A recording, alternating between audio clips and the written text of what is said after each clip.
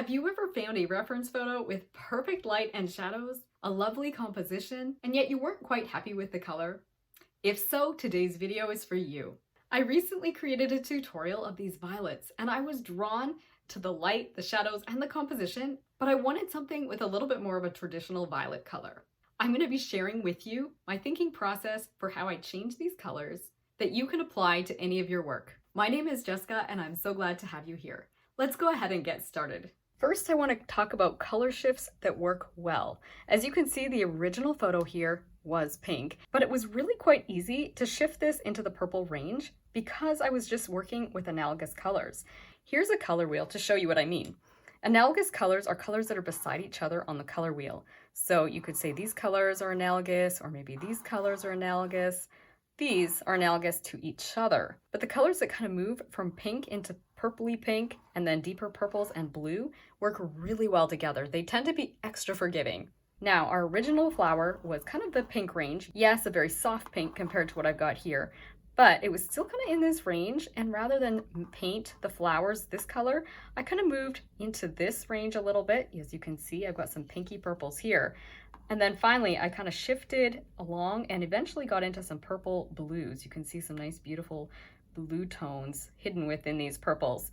Now, sometimes a simple solution for doing shadows, if you're working with a really light, soft color like these light purples, is to just use a deeper, darker purple or more concentrated purple in your shadows. But sometimes you want to stay soft, or sometimes just deepening the concentration of your paint isn't enough, and that is where shifting around the color wheel closer to your cool colors, sometimes ending with purples or even blues, can be really effective for creating believable, harmonious shadows. And honestly, that's what really mattered to me. The play of light and shadows in God's creation is what draws me in, and I wanted to capture and maintain that in this particular painting. Here's a couple other examples from this channel that you might recognize. I really liked both the shadows and the composition of this wild rose. But once again, the color in the reference photo wasn't exactly what I was after. I did use a tulip to give me a little bit of inspiration for the color, but I pushed those shadows even darker into some nice deep pinks, and almost in some areas, I'm leaning into the purples. I especially like the way these stamens cast their shadows across the flower, and once again, you can see I captured some of that by adding purple. These pansies are another tutorial you might recognize. And once again, the reference photo leaned a little more into the pink colors than what I ended up painting these pansies. But you can almost imagine how easy it was to just tweak that color ever so slightly using more purples rather than pinks, and I'm really happy with the final result. Personally, I find the colors that require a little more caution when you're playing with them is the yellow colors or the yellow-orange colors. But I'm going to show you a few examples for how to handle shadows when you're working with these colors. And this is especially important if you're wanting to change something from, say, a pink flower into a yellow flower. First, here's an example of some flowers that I copied from a photo using the colors that I did see in the reference. And it worked really well because I worked from my yellows into my oranges and then into the pinks, and even a little bit of a magenta pink, but I don't really have a lot of overlap happening between the purple colors and the yellow colors, which is why this tulip remains so vibrant. On the other hand, this dahlia has colors that aren't all so vibrant. When I painted this, I did add a lot of yellows in my initial layers and then built up once again using some coral colors and finally into my magenta colors. But then when I came over here, these shadows were kind of a dull, neutral color. And so this is where I had to start mixing colors from across the color wheel. So I was using colors that had some yellow in them, but then dipping down into some colors that were more purple. This is going to create a neutral color. And as you're doing that, you need to be oh so careful that you blend just enough to be able to dull those colors down without getting too much mud.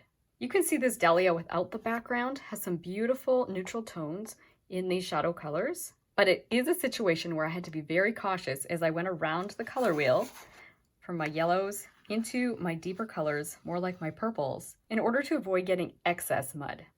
Here's another painting that's a favorite of mine, where you can see neutral colors at play within my yellows. If you'd like to learn more about the color wheel, I have a video demonstrating how to create a color wheel just like this, as well as another video on neutral colors so you can understand how vibrant colors can mix together to create neutral colors that still work within your painting.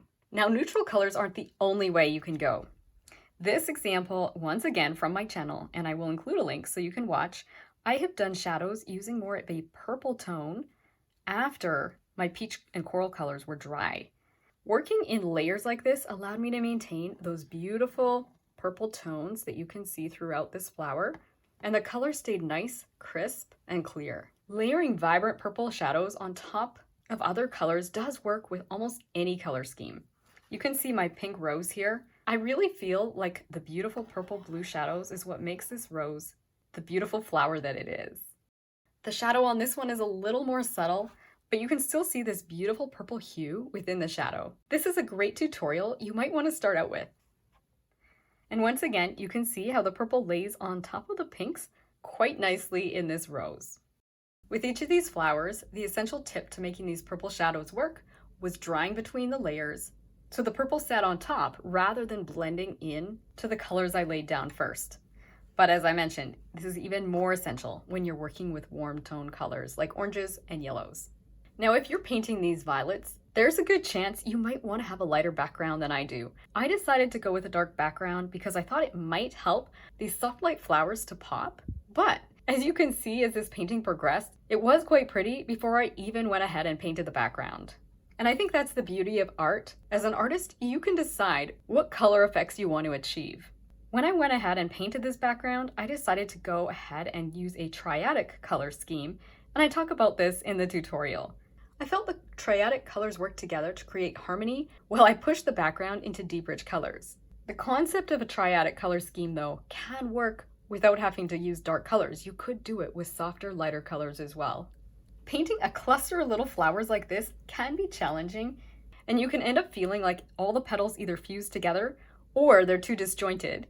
And so that's what my newest tutorial is going to be all about. If you would like to learn how I maintain cohesion from the very first layer right into the shadow shapes as well, you'll want to check out my Etsy shop where you can find this full-length tutorial. We'll be working step by step together from the very first layers into the leaves and finally the background. I hope that if you decide to do this tutorial, you'll experience the joy and creativity of taking artistic license for yourself while creating a cohesive, beautiful bunch of violets. In the meantime, I hope today's video on adjusting color has been helpful for you and that it's brought a little taste of God's beauty and peace into your everyday life, and that it's inspired you to continue enjoying your own creative journey. See you again soon. Bye.